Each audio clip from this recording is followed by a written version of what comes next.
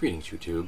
Today I'll be talking about a discussion I had with Eisenkreutzer. I think it's Eisenkreutzer, on my review of Mutant Year Zero, or at least my thoughts about Mutant Year Zero. And in it, he and I were discussing the fact that I had a problem with Mutant Year Zero because it told the GM what they could do at one point. And Eisenkreutzer was talking about the fact that they like games like Burning Wheel because it tells the GM what they may and may not do, just as it does for the players. I think the elements of fairness and structure make the game not only more enjoyable for everyone, but helps protect the players from power-mad GMs who are turning the game into their own egomaniacal novel. And I've been thinking about that for the last week or so, and you can probably imagine I disagree. Because in my book, the GM is God. It's their world. They've created it. They are the director of it. And the players come to play. But it isn't just because of this is the way I've always gamed. It's what I like. I don't find a game that tells the GM what they can and can't do is going to create an atmosphere that's more enjoyable for me. It flat out won't. It will do the opposite of create a game that I find enjoyable as either a GM or a player. I'll get there. And this is really, to my mind, about editorial control. These new school games, these narrative games, are about spreading the narrative control amongst more than one person. Whereas traditional games have tended to put most of the narrative control, the editorial control, in the hands of the GM.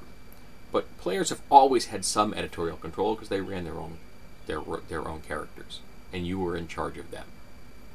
And a good GM would use the actions and reactions of the player to help write the story. Now, some are bad GMs, and they've written novels, and the players are just there as witnesses. I don't dispute that they exist. But a good GM has created a storyline that has enough structure, but it has enough porosity, yeah, that's what I'm looking for, that they can add and remove and change it and react dynamically to the actions of the players. That's how I tend to like my adventures. I need to do that. I need to actually show you what one of my adventures looks like as far as the notes I keep, because the notes I keep are very loosely structured. NPCs, treasure, not much else. The rest I kind of just, it's in my head, and I go with it. But when I was beginning, I had a very structured, almost novelistic take of it, because I started GMing, I was 14. So, yeah, it wasn't the best. Not that I'm saying I am now. But, that editorial control is not something I, as a GM, want to give up. There's a reason for this. I want the players to experience the story the same way characters in a novel. Not because the characters are locked into a novel, because the characters inside that world don't know what's going to happen. And they are not in control of what's happening. They don't know what's going to happen. It's revealed to them over time. And I want the players, and I want as a player, to experience that discovery over the course of the campaign. I don't want to be an actor in a play who knows every single line. You hand me the script and I can read the entire thing from beginning to end and I know everything's going to happen. To my mind, I'd be going, okay, I'm not going to do this. I don't want to publicly act out a role for a party of 5 people. I don't want to stand on a stage and act, I should point out. It's just not my thing.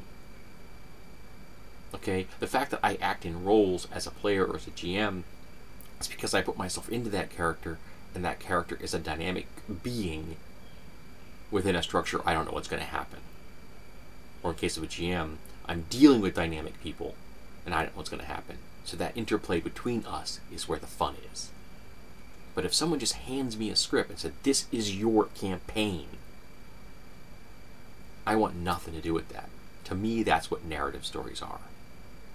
By giving the power, the editorial control to a bunch of people, you ruin the fun. I can see everything behind the story. I can see all the little strings. I don't want to see the strings as a player. I don't want the players to see the strings as a GM. I want the strings to be revealed as we go. And we've always had editorial control as far as a bad GM goes. We have our feet. And here's the thing. There isn't a game mechanic on the planet that will ever, for even 1 nanosecond, picosecond, Planck unit, stop someone from being a crappy GM. Because if they're a crappy GM, that isn't a game mechanic problem. That's a people problem. It's a personality conflict problem. And no game mechanic can fix that.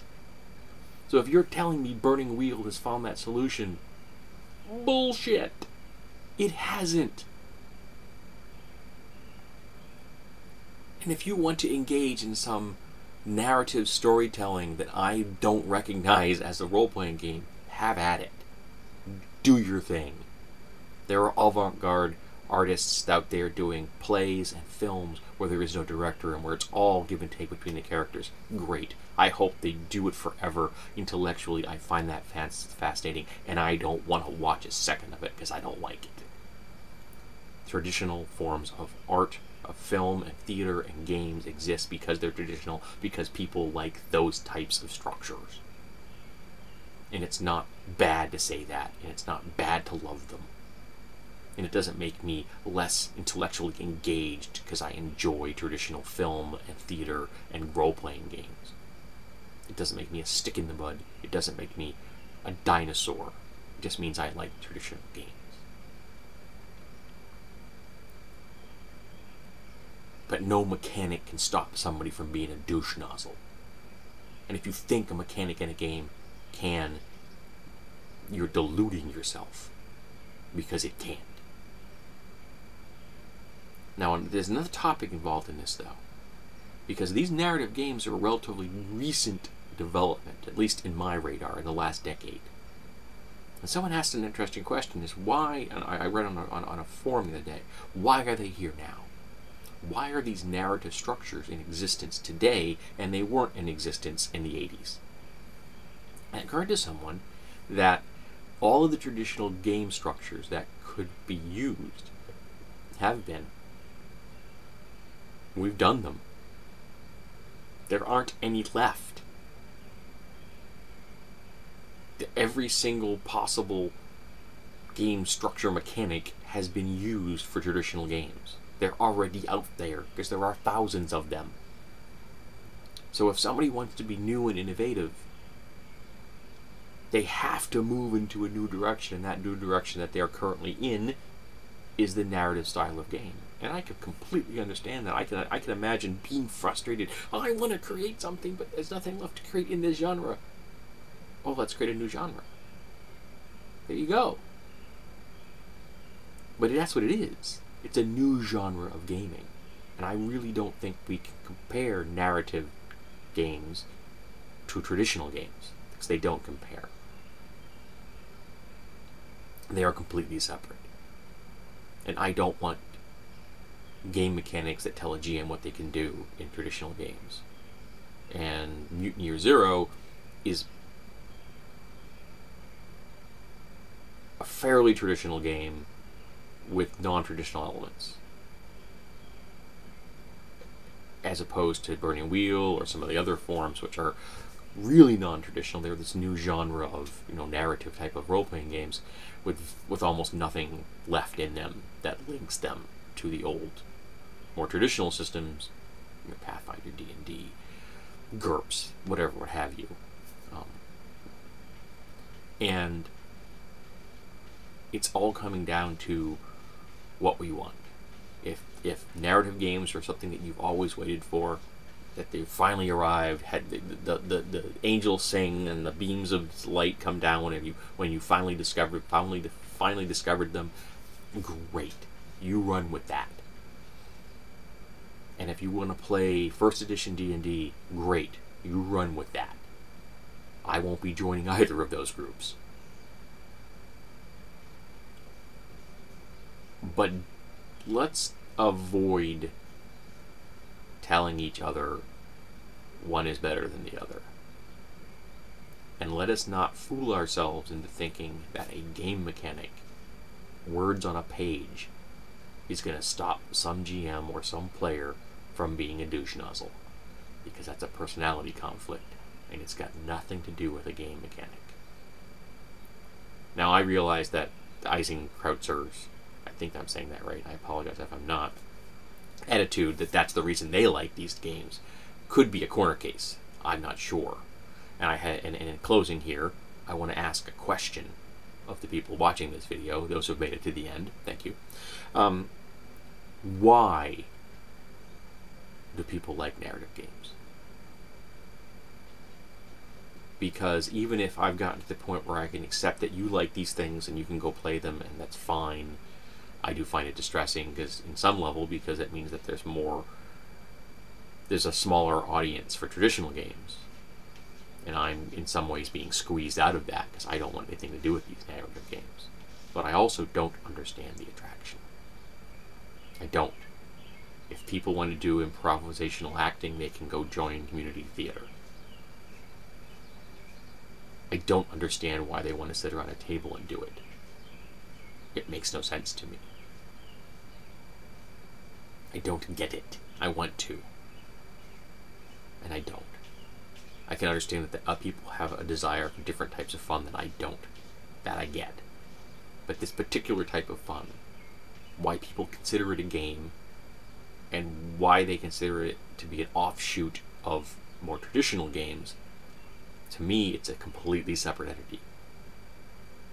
That while it's being considered, even in the context of this video, as a new genre of role-playing games, to my mind, it's not. It's an offshoot of acting. And I'm not an actor. And even though I was in the SCA, I was horrible in person.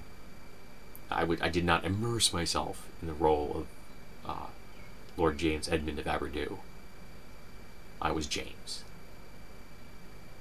In garb that was a little more comfortable than streetwear, and living within the context of a social structure that in many ways was idealized and quite pleasant, though it was not perfect.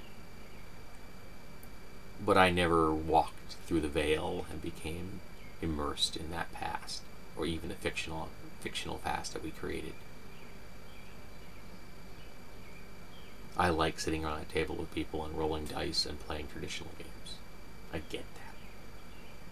It clicked in my head for the first time I played, and it has never left.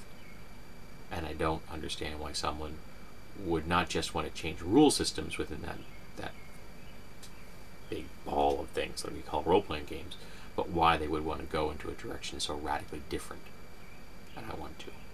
So I'm hoping that someone can help me understand this. And I hope that Eisenkrautzer doesn't think this is a personal attack, as it isn't. I disagree with the position that they currently hold. But I actually don't think I know Eisenkrautzer's gender identity, so I apologize if I've misgendered you.